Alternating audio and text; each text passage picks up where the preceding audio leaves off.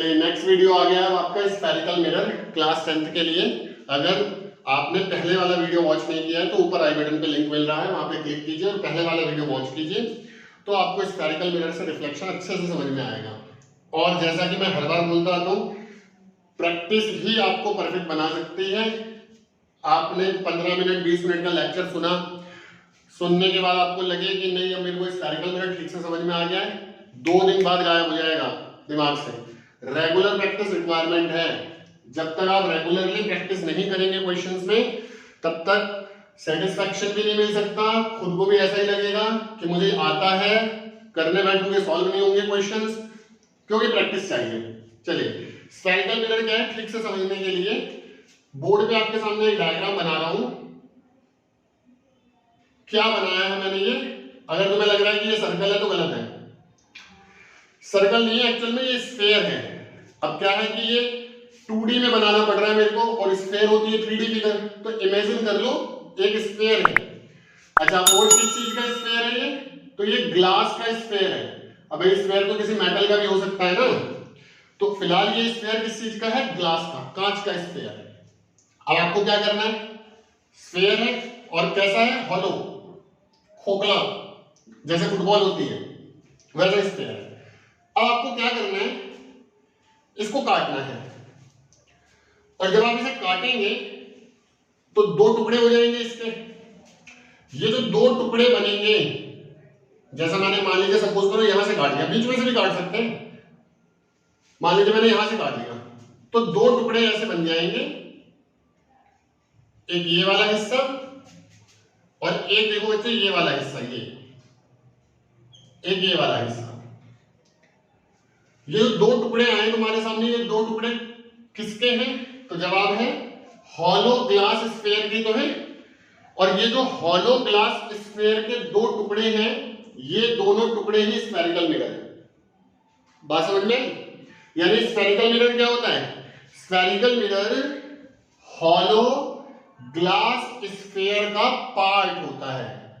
Hollow glass sphere का part होता है। ये हॉलो ग्लास स्फेयर है, इसका ही पार्ट, इसी के टुकड़े कर दिए आपने, इसका ही पार्ट स्फेरिकल मिरर है। ये जरूर ध्यान रखना कि मिरर है तो रिफ्लेक्शन होगा, मतलब इसके अंदर वही सब कुछ करा गया होगा, सिल्वर की कोटिंग की गई होगी अंदर, एक तरफ से रिफ्लेक्शन होगा एक तरफ से नहीं होगा। ठीक है, वैसा ग्लास हॉलो स्फेयर नहीं है कि आर पार दिख जाए, अंदर से कोटिंग करी हुई होगी या बाहर से कोटिंग करी हुई होगी, ताकि एक तरफ से रिफ्लेक्शन हो और एक तरफ से ना हो। अब जरा ध्यान से समझिए। सपोज कीजिए कि ये वाला पार्ट मैंने उठा लिया, ये वाला बड़े वाले पार्ट को छोड़ देते हैं, छोटा वाला पार्ट ले लिया मैंने, इसे हटा देते हैं, छोटा वाला पार्ट ले लिया। ये जो छोटे वाला पार्ट है, इस छोटे वाले पार्ट में ऐसा हो सकता है कि लाइट अंदर से रिफ्लेक्ट हो जाए, हो सकता है सब, मतलब मान लीजिए बनाने वाले ने बाहर से सिल्वर कोटिंग कर दी, हॉलो स्फेयर था, उस हॉलो स्फेयर में बाहर से सिल्वर कोटिंग कर दी, फिर उसके ऊपर पेंट कर दिया। अब लाइट जब अंदर से पड़ेगी तो मिरर ग्लास को पार करते हुए सिल्वर फॉइल में जाएगी, फिर वहां से रिफ्लेक्ट होगी। तो रिफ्लेक्शन कहां से होगा? अंदर वाले फेस से होगा ना, इस अंदर वाले फेस से, बाहर वाले फेस से तो होगा नहीं रिफ्लेक्शन। तो बाहर वाला जो फेस होगा वो नॉन रिफ्लेक्टिंग सरफेस है, जिसपे मैंने ऑब्लिक लाइनें बनाई है। तो बाहर वाला जो फेस है वो नॉन रिफ्लेक्टिंग सरफेस है, और जो अंदर वाला फेस है, ये जो अंदर वाला फेस है, ये रिफ्लेक्टिंग सरफेस है, ये रिफ्लेक्टिंग सरफेस है। अच्छा, इसका उल्टा भी तो हो सकता है, उसमें अंदर से सिल्वर फॉइल लगाई हो और फिर अंदर ही पेंट कर दिया हो, तो ऐसी सिचुएशन में जब लाइट बाहर पड़ेगी तो रिफ्लेक्ट होगी। मतलब ये जो स्मॉल हिस्सा मैं काट के अलग निकालूंगा, ऐसा भी तो हो सकता है यहां पे लाइट पड़ के रिफ्लेक्ट हो जाए। तो ऐसी सिचुएशन में जो अंदर वाला हिस्सा है, ये जो अंदर वाला हिस्सा है, ये कैसा हो जाएगा? ये नॉन रिफ्लेक्टिंग सरफेस होगी, ये नॉन रिफ्लेक्टिंग सरफेस होगी, और ये जो हिस्सा होगा ये रिफ्लेक्टिंग सरफेस होगी। तो बच्चों बात क्या समझ में आई? बात ये समझ में आई कि जो एक हॉलो स्फेयर होता है, हॉलो ग्लास का स्फेयर, उसके अगर मैं टुकड़े कर दूं तो उसका एक टुकड़ा स्फेरिकल मिरर बन जाता है। अब एक टुकड़ा आपने उठा लिया, ये स्फेरिकल मिरर बन गया। अब इस स्फेरिकल मिरर में ये पॉसिबिलिटी है कि रिफ्लेक्शन अंदर से भी हो सकता है और बाहर से भी हो सकता है, ये बनाने वाले पे डिपेंड करेगा। अगर अंदर से रिफ्लेक्शन हो रहा है तो इस स्फेरिकल मिरर को हम कहेंगे concave spherical mirror, concave spherical mirror. और अगर रिफ्लेक्शन बाहर से हो रहा है तो इसे हम कहेंगे convex spherical mirror, convex spherical mirror. Therefore there are two types of spherical mirror.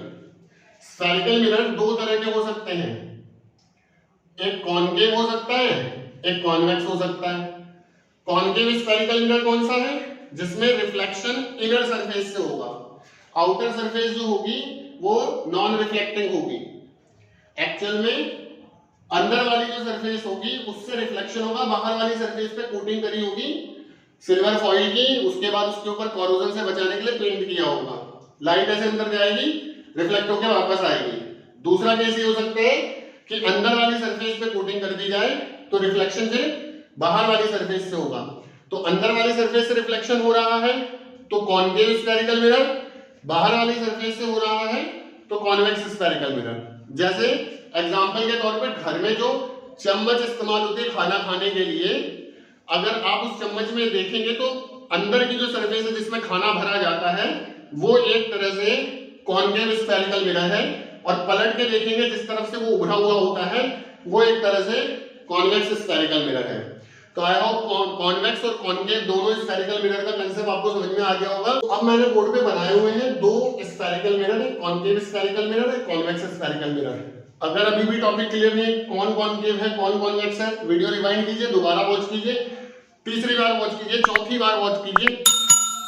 Watch तब तक करते रहिए जब तक कि कंसेप्ट क्लियर ना हो जाए, इतना करना पड़ेगा। इसके अलावा कोई सॉल्यूशन नहीं है, प्रैक्टिस ही काम में आ सकती है।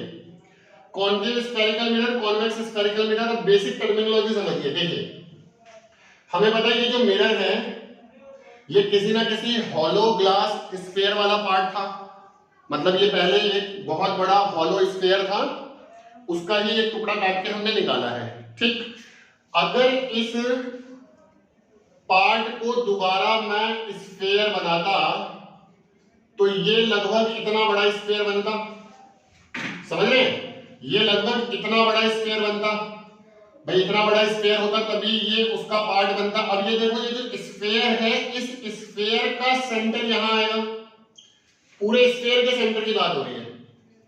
कौन सा स्फीयर? जिसका मिरर पार्ट था, अब तो वो स्फीयर काटा जा चुका है दो पार्ट में, ये मिरर इसी स्फीयर का पार्ट था। इस स्फीयर के सेंटर को मिरर के लिए सेंटर ऑफ कर्वेचर कहते हैं। ये जो C है ये क्या है? Centre of curvature, centre of curvature. Definition बच्चों तुम्हें बहुत आसानी से मिल जाएगी, एनसीईआरटी में भी मिल जाएगी, इंटरनेट पे भी मिल जाएगी, बहुत आसानी से डेफिनेशन मिल जाएगी कि सेंटर ऑफ कर्वेचर क्या है। कंसेप्ट को समझिए, डेफिनेशन लिखने से और रटने से बात नहीं बनेगी, कंसेप्ट को समझिए। सेंटर ऑफ कर्वेचर किसका होता है? सेंटर उस हॉलो स्फीयर का सेंटर है।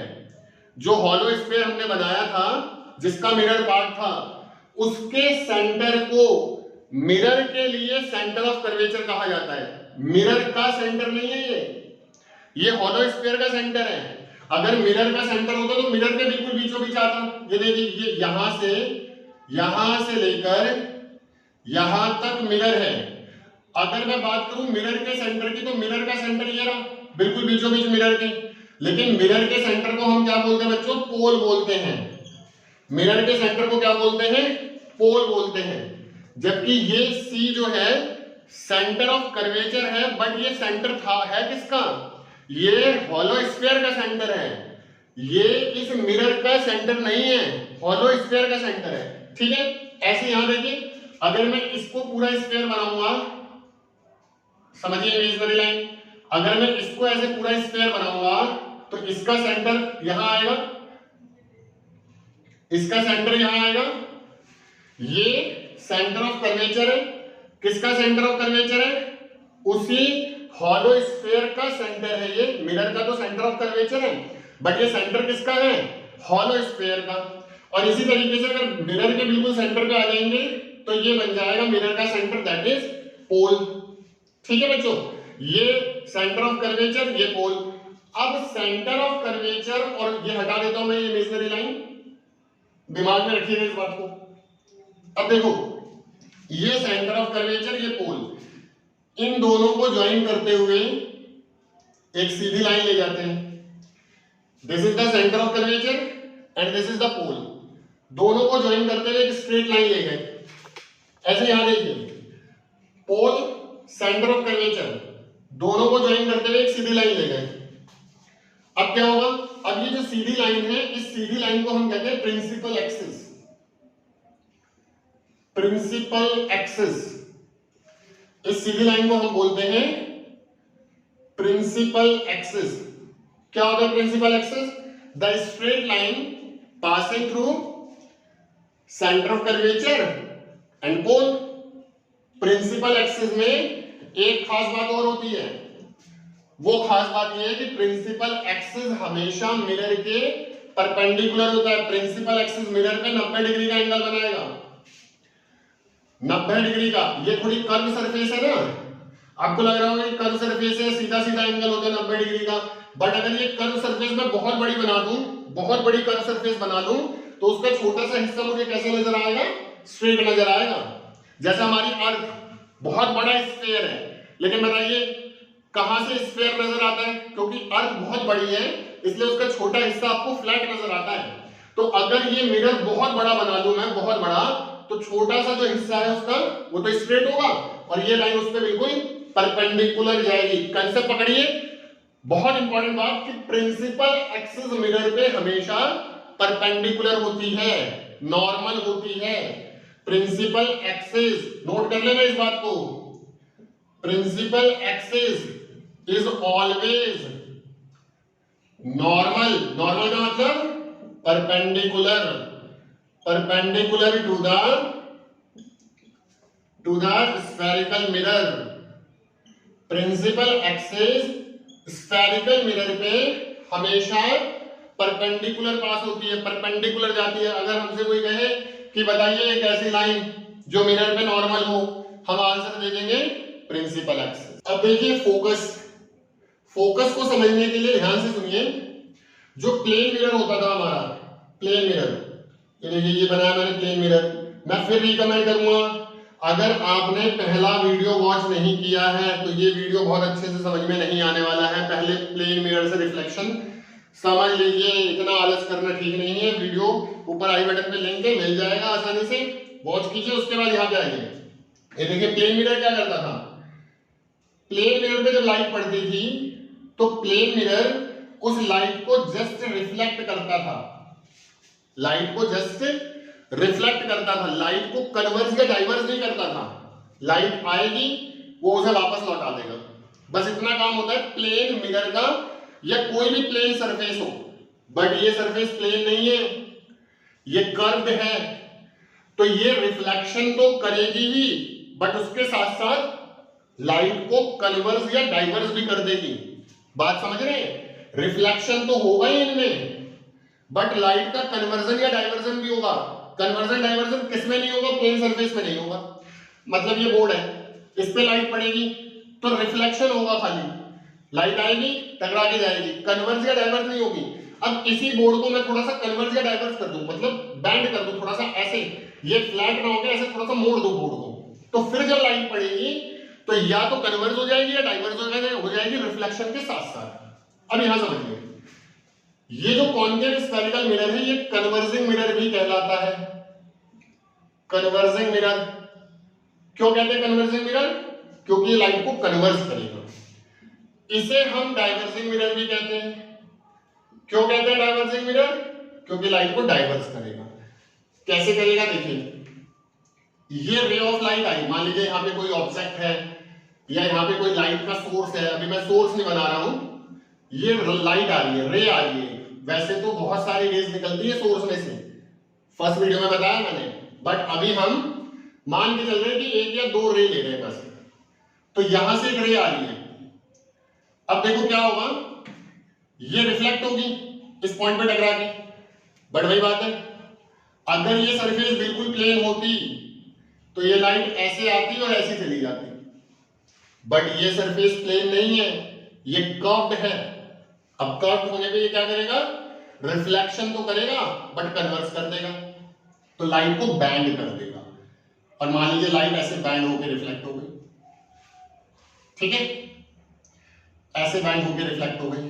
अब मान लीजिए एक और लाइट आती है, प्रिंसिपल एक्सिस के पैरेलल ही ले रहे हैं अभी, ये इसे भी कन्वर्स करेगा, और ये कन्वर्स होके अब की बार ऐसे चली गई।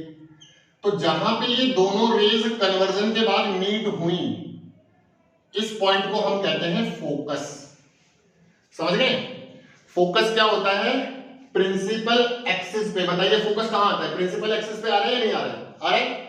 प्रिंसिपल एक्सिस पे आने वाला एक पॉइंट होता है जहां रे ऑफ लाइट कन्वर्जन के बाद मिलती है। अब इसमें देखिए, ये लाइट आ गई प्रिंसिपल एक्सिस के पैरेलल, बट ये मिरर कन्वर्ज ना करके डाइवर्स करेगा, इसको डाइवर्सिंग मिरर कहते हैं, क्योंकि ये भी कर्व्ड है। अगर ये सरफेस प्लेन होती, ये वैसे वापस चली जाती, लाइट ऐसे आती ऐसे चली जाती, बट ये इसे डाइवर्स करेगा। डाइवर्स मतलब फैला देगा ऊपर की तरफ ऐसे, और ऐसे अगर मैं एक और रे ले लूं तो ये भी प्रिंसिपल एक्सिस के पैरेलल है, ये इसे भी डाइवर्स करेगा ऐसे नीचे की तरफ। अब मुझे बताइए, जैसे यहाँ पे जब दो रेज कन्वर्ज हुई थी, प्रिंसिपल एक्सिस के पैरेलल आके जब कन्वर्ज हुई थी तो यहाँ मीट हो गई थी एक्चुअल में, बट ये जब डाइवर्स हुई है तो ये तो कहीं भी मीट नहीं होंगी, आप इन्हें आगे बढ़ाएंगे बढ़ती जाएगी, ये कहीं मीट नहीं होंगी। तो हम क्या कर रहे हैं, अगर ये मीट नहीं हो रही है तो हम वर्चुअली इन्हें मीट कराएंगे। वर्चुअली मतलब सच में ऐसे मीट नहीं होंगी, हम मीट करा लेंगे, क्योंकि हम मीट कराएंगे तो हमें फोकस मिलेगा और फिर इस पे मैथमेटिक्स लग पाएगा। मैंने स्टार्टिंग में भी बताया कि बहुत सारे, जैसे नॉर्मल का केस बताया था पार्ट 1 में, कि नॉर्मल कोई रे नहीं होती, हम अपनी तरफ से एज्यूम करते हैं एक ऐसी लाइन जो सरफेस पे परपेंडिकुलर पड़ गई, ताकि हम अपना मैथमेटिक्स, अपना गणित उस पर आसानी से लगा लें। यही काम हमें यहां भी करना पड़ेगा। अब ये तो मीट नहीं होने वाली, हम एज्यूम करेंगे इस रे को पीछे बढ़ा दिया, एज्यूम करेंगे ऐसे इस रे को पीछे बढ़ा दिया, एज्यूम करेंगे यहां, माना हमने एज्यूम करा कि यहां ये लाइट रे वर्चुअली मीट कर जाएंगी। वर्चुअली मतलब अगर इसे पीछे ऐसे बढ़ाया जाता तो ये लाइट यहां मीट कर जाती, इसलिए अब ये पॉइंट फोकस है। अब मुझे सोच के बताइए किसका फोकस रियल है, इस वाले मिरर का या इस वाले मिरर का? इस वाले मिरर का। एक्चुअल में लाइट यहां मिली है, तो कॉनकेव मिरर का फोकस रियल होता है, कॉन्वेक्स मिरर का फोकस वर्चुअली हम बनाते हैं। एक्चुअल में वहां पे कुछ है नहीं, लाइट वहां पहुंचती ही नहीं है, बट हम क्यों बना लेते हैं? हम इसलिए बना लेते हैं ताकि हम इस पे मैथमेटिक्स लगा पाए। यहां तो लग ही जाएगा, यहां कैसे लगेगा? तो एज्यूम करना पड़ेगा, उस अजम्पशन को ही हमने यहाँ पे वर्चुअली करके दिखाया। तो इसका फोकस होता है वर्चुअल, इसका फोकस होता है रियल। फोकस होता क्या है? फोकस एक पॉइंट होता है जो प्रिंसिपल एक्सिस पे लाई करता है, जहां ray of light after convergence actually meet होती हैं या after divergence appears to meet होती हैं। शब्द पकड़ पा रहे हैं? Ray of light after convergence actually meet और ray of light after divergence appears to meet. Definition लिखना चाहते हैं तो मैं बोल भी रहा हूं, focus is a point on principal axis where ray of light after conversion actually meet or after diversion appears to meet. Focus will be real in case of concave spherical mirror and virtual in case of convex spherical mirror. अब आगे समझिए, आगे समझिए, पोल और centre of curvature तक की distance को हम बोलते हैं रेडियस ऑफ कर्वेचर। आर क्या है? Radius of curvature. Radius of curvature कहां से कहां तक की डिस्टेंस है?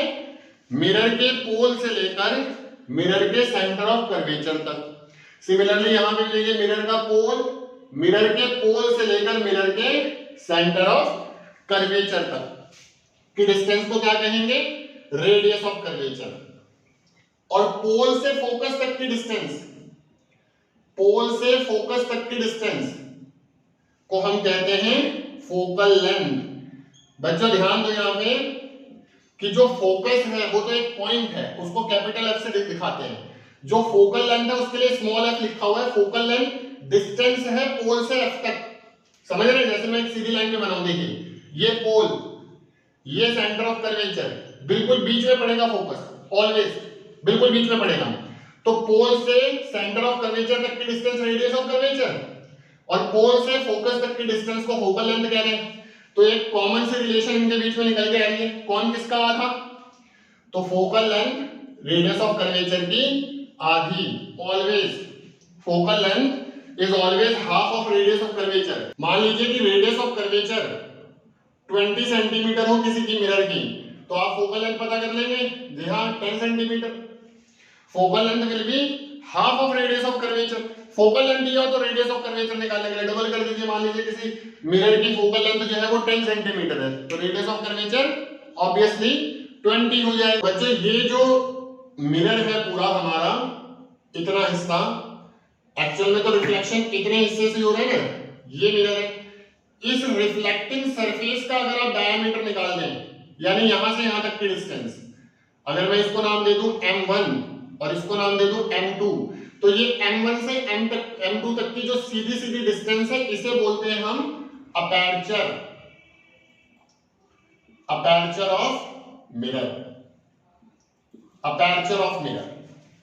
इट इज द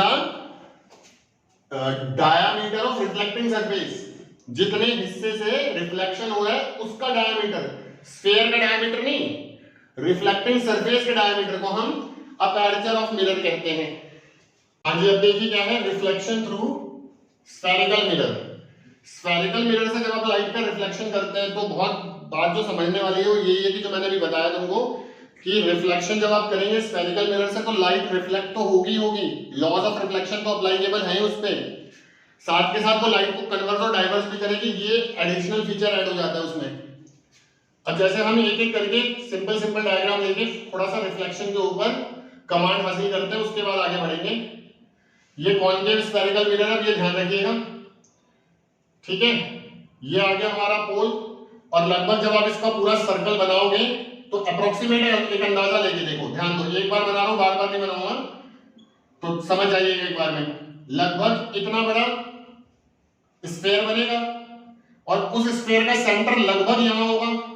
बस अब हम इस वाली लाइन को दोबारा ड्रॉ नहीं करेंगे, एक अंदाजे से अपने दिमाग में बनाएंगे कि इतना बड़ा स्फीयर होगा, उसका सेंटर यहां आएगा, तो ये सेंटर ऑफ कर्वेचर हो गया मिरर के लिए, ठीक है।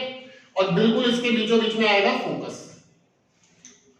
अब सुनिए, सपोज कीजिए उसने कहा कि ये लाइट ऐसे जा रही है, ये एक रे आ रही है, incident ray, this is called incident ray. अब वो कह रहे हैं इस डायग्राम को कंप्लीट कीजिए, इस डायग्राम को कंप्लीट कीजिए, दिस इज इंसिडेंट रे। मुझे बताइए एंगल ऑफ इंसिडेंस बनाने के लिए किस चीज की जरूरत पड़ने वाली है अभी इसमें? तो एंगल ऑफ इंसिडेंस बनाने के लिए बच्चों इसमें नॉर्मल की जरूरत पड़ेगी। याद आ रहा है? इंसिडेंट रे और नॉर्मल के बीच में ही तो बनता था angle of incidence, plane mirror. ये इंसिडेंट रे थी, ये था नॉर्मल, ये रिफ्लेक्टेड रे थी, तो ये बनता था एंगल ऑफ इंसिडेंस, ये बनता था angle of reflection. Incident ray और नॉर्मल के बीच में angle of incidence, reflected ray और नॉर्मल के बीच में एंगल ऑफ रिफ्लेक्शन। यहां बताइए नॉर्मल है कहां? ये इंसिडेंट रे है, तो नॉर्मल अब हम बनाएंगे। और बहुत इंपॉर्टेंट चीज यहां पे सीखो, वो क्या? अगर कोई लाइन सेंटर ऑफ कर्वेचर से जा रही है तो वो मिरर में नॉर्मल होती है, ये है सबसे इंपॉर्टेंट बात। अगर कोई लाइन सेंटर ऑफ कर्वेचर से जा रही है तो मिरर पे नॉर्मल है, जहां मर्जी हम वहां मिरर पे नॉर्मल बना सकते हैं, बस शर्त ये कि जो भी लाइन आप लेके जाओगे सेंटर ऑफ कर्वेचर से लेकर जाओगे। ये देखिए प्रिंसिपल एक्सिस, अब याद कीजिए मैंने कहा था principal axis is always normal to the mirror. क्यों? क्योंकि principal axis centre of curvature से ही तो पास होती है। इसलिए तो देखो बच्चों ये बन गया हमारा नॉर्मल। अब ये हो गया angle of incidence, incident ray और नॉर्मल के बीच में। और हमको पता है अगर ray of light principal axis के पैरेलल आएगी ना, अगर रे ऑफ लाइट, देखिए प्रिंसिपल एक्सिस है, रे ऑफ लाइट अगर प्रिंसिपल एक्सिस के पैरेलल आएगी तो वो फिर फोकस से जाती है रिफ्लेक्ट होके, हमेशा फोकस से जाती है। तो ये बना angle of incidence, incident ray और नॉर्मल के बीच में। और ये हमारी नॉर्मल रे है और ये आपकी रिफ्लेक्टेड रे आ गई, तो ये बन गया एंगल ऑफ रिफ्लेक्शन। समझ गए? एंगल ऑफ रिफ्लेक्शन नॉर्मल और रिफ्लेक्टेड रे के बीच में। और आई और आर बराबर होंगे क्योंकि लॉज ऑफ रिफ्लेक्शन तो यहां पे भी अप्लाईकेबल है। ठीक है, चलो एक और चीज में देखते हैं। मान लीजिए मेरे पास कॉन्वेक्स स्फेरिकल मिरर है, इस पे कैसे बनाएंगे? ये पोल हो गया, इसको पूरा बनाओगे तो लगभग इसका सेंटर ऑफ कर्वेचर ये हो गया, ये फोकस हो गया। अब ध्यान दीजिए, ये रे ऑफ लाइट मैंने प्रिंसिपल एक्सिस के पैरेलल ले ली। अब मुझे पता है लाइन अगर प्रिंसिपल एक्सिस के पैरेलल है तो क्या होगा, ये डाइवर्स करेगा और डाइवर्स करके ये कहां से जाएगी? फोकस से। तो अगर मैं इसको डाइवर्स करूं, देखिए यहां पे थोड़ी सी चालाकी क्या दिखा सकते हैं हमको पता है कि फोकस तो इसका वर्चुअल है, इस तरफ है, तो पहले फोकस से ऐसे लाइन डॉटेड बना लेते हैं क्योंकि हमको पता है फोकस से जाएगी। अब इसको आप ऊपर की तरफ ऐसे डाइवर्स कर दो, समझे? क्योंकि जब हम ऐसे लेके जाएंगे और डायरेक्ट डाइवर्स करेंगे तो हमको पता नहीं कि फिर पीछे बढ़ाने पर फोकस से चली जाएगी। और पहले आपने फोकस बना लिया तो फोकस से बनाते हुए डॉटेड ले जाओ, उसके बाद यहां से डाइवर्स कर दो। ये आ गई इंसिडेंट रे, ये आ गई रिफ्लेक्टेड रे। अब अगर वो एंगल ऑफ इंसिडेंस और एंगल ऑफ रिफ्लेक्शन पूछे तो नॉर्मल बनाना पड़ेगा। नॉर्मल कहां से जाएगा? सेंटर ऑफ कर्वेचर से। कैसे बनाओगे? देखो ये सीधी लाइन आ गई और उसके बाद यहां के बाद सारा काम वर्चुअल है, ये ले गए। ये सीधी लाइन सेंटर ऑफ कर्वेचर से तो गुजरेगी, अगर आगे बढ़ा दी जाती तो सेंटर ऑफ कर्वेचर से जाती। तो ये बन गया एंगल ऑफ इंसिडेंस और ये बन गया एंगल ऑफ रिफ्लेक्शन। ठीक है, अब मान लीजिए हमारे पास एक सरफेस है, मान लीजिए कॉनकेव स्फेरिकल मिरर ही ले लेते हैं, इस पे काम करना है ना अभी। तो ये आ गया पोल, लगभग ये हो गया सेंटर ऑफ कर्वेचर, ये हो गया हमारा फोकस। हाँ, अब देखिए रे ऑफ लाइट मैं फोकस से ले गया, फोकस से। पहले केस में मैंने प्रिंसिपल एक्सिस के पैरेलल लिया था, तो रिफ्लेक्शन के बाद कहां से जा रहा था? फोकस से जा रहा था। ये ध्यान रखिएगा, when ray of light is parallel to principal axis then it passes through focus after reflection। तो फिर ये रिफ्लेक्शन के बाद कहां से पास हो जाता है? फोकस से। जो हमने यहां पे सीखा, इंसिडेंट रे प्रिंसिपल एक्सिस के पैरेलल, रिफ्लेक्शन के बाद फोकस से, प्रिंसिपल एक्सिस के पैरेलल, डाइवर्जन के बाद फोकस से। दूसरा जो पॉइंट है वो ठीक इसका उल्टा है, इसमें इंसिडेंट रे प्रिंसिपल एक्सिस के पैरेलल थी, फोकस से गई थी। इसमें देखिए क्या हो रहा है, इंसिडेंट रे फोकस से जा रही है, तो आफ्टर रिफ्लेक्शन ये प्रिंसिपल एक्सिस के पैरेलल बन जाएगी। ये देखिए रिफ्लेक्ट होके आ गई। अब अगर वो इसमें कहे कि एंगल ऑफ इंसिडेंस और एंगल ऑफ रिफ्लेक्शन बताइए, तो क्या करना पड़ेगा? नॉर्मल बनानी पड़ेगी। नॉर्मल कहां से जाएगी? सेंटर ऑफ कर्वेचर से। ये देखिए ये गई नॉर्मल, ये आ गई लाइन नॉर्मल, सी से पास होने वाली लाइन नॉर्मल है ना। अब ये बन गया angle of incidence, incident ray और नॉर्मल के बीच में, और ये बन गया एंगल ऑफ रिफ्लेक्शन। आई और आर हमेशा बराबर होंगे, वो तो थोड़ा बड़ा इसलिए लग रहा है क्योंकि मैंने बिना नापे तोले बनाया है। आई और आर हमेशा बराबर होंगे, laws of reflection is always applicable. ठीक है, ऐसे अगर आप इधर करोगे तो देखो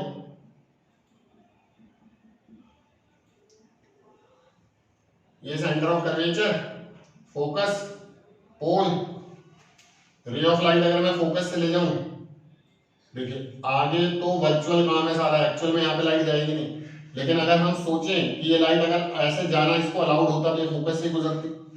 अब ये क्या करेगा, इसी पॉइंट से प्रिंसिपल एक्सिस के पैरेलल हो जाएगी रिफ्लेक्शन के बाद, ऐसे लाइट ऐसे गई टकरा के प्रिंसिपल एक्सिस के पैरेलल। ठीक इसका उल्टा, when ray of light passes through focus it become parallel to principal axis after reflection। और अगर इसमें angle of incidence angle of reflection बनाने हो तो फिर हमको इस पे नॉर्मल बनाना पड़ेगा। ये नॉर्मल कौन सा होगा, जो सेंटर ऑफ कर्वेचर से जाएगा। अब ये हो गया एंगल ऑफ इंसिडेंस और ये हो गया एंगल ऑफ रिफ्लेक्शन, समझे। तो बहुत इंपॉर्टेंट है ये जानना कि मिरर पे नॉर्मल कैसे बनाया जाता है। नॉर्मल वो लाइन है जो सेंटर ऑफ कर्वेचर से पास होगी। एंगल ऑफ इंसिडेंस कहां बनेगा, एंगल ऑफ रिफ्लेक्शन कहां बनेगा, प्रिंसिपल एक्सिस के पैरेलल लाइन जाएगी तो उसी तरीके से वापस आ जाएगी। एक चीज बताइए मुझे,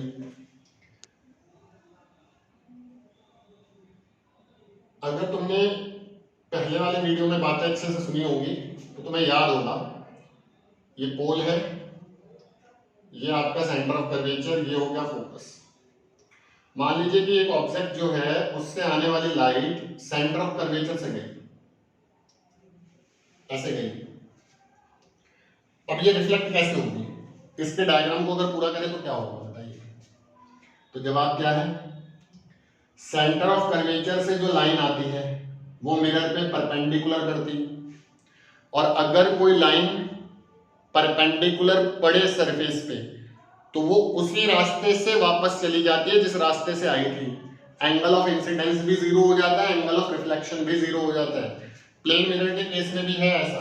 ये प्लेन मिरर है, मान लीजिए एक लाइट ये इंसिडेंट रे ऐसे आ गई मिरर के परपेंडिकुलर। अब आप नॉर्मल भी यही बनाओगे तो जाहिर सी बात है यही नॉर्मल यही इंसिडेंट रे, तो आई जीरो हो गया, फिर आर भी जीरो होगा, तो यही रे वापस जाएगी। बिल्कुल सेम यहाँ पे सेंटर ऑफ कर्वेचर से लाइन आ रही है तो रिफ्लेक्ट होके यहीं से वापस चली जाएगी, इसी पे आप दूसरा एरो बना दोगे। यानी कि अगर हम बात करें कॉन्वेक्स मिरर में तो कॉन्वेक्स मिरर में कुछ इस तरीके से हो जाएगा, ये पोल है, सेंटर ऑफ कर्वेचर है, फोकस है, और ये लाइट ऐसे गई और सेंटर ऑफ कर्वेचर से गई, रिफ्लेक्ट होके सेंटर ऑफ कर्वेचर से ही वापस आ जाएगी। ये एक कॉन्केव स्फेरिकल मिरर है, ये पोल है, सेंटर ऑफ कर्वेचर है, फोकस है।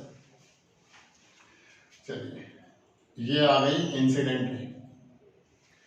अब बताइए इसका डायग्राम कैसे पूरा होगा। ये इंसिडेंट रे आ गई, आपको क्या करना है, इसे कंप्लीट करना है। कंप्लीट करने का मतलब क्या होता है, कंप्लीट करने का मतलब आपको रिफ्लेक्टेड रे बनाना है, कंप्लीट करने का मतलब एंगल ऑफ इंसिडेंस बनाना है, एंगल ऑफ रिफ्लेक्शन बनाना है, वो सब बनाना है। इसी को बोलते हैं कंप्लीट करना। क्या करेंगे सोच के बताओ, करेंगे क्या। देखिए यहाँ पे जो नॉर्मल है ये प्रिंसिपल एक्सिस वाली लाइन जो है ये अपने आप ही नॉर्मल बन गई, यहाँ पे यही नॉर्मल होगा। अब ये रिफ्लेक्टेड रे आ गई, ये रिफ्लेक्टेड रे आ गई, ये हो गया एंगल ऑफ इंसिडेंस, ये हो गया एंगल ऑफ रिफ्लेक्शन, सेम। चलिए मुझे बताओ